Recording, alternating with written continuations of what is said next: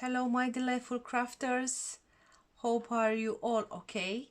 I'm Delightful Crafts Handmade and today we will make a birthday card.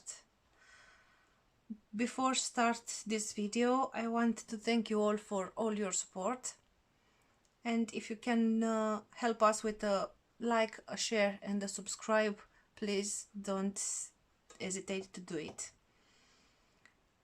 So let's get started. For these birthday cards you will need a plain birthday card, some papers, which I do it already with the Big Shot Sizzix with the cuts, some foam leaves, paper flowers, ivories and purple, one sticker with "You are the best",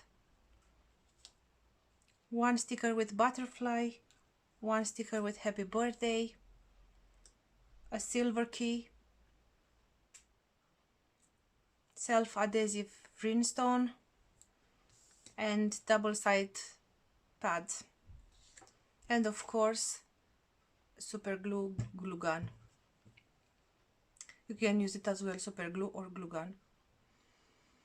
Okay, so let's get started.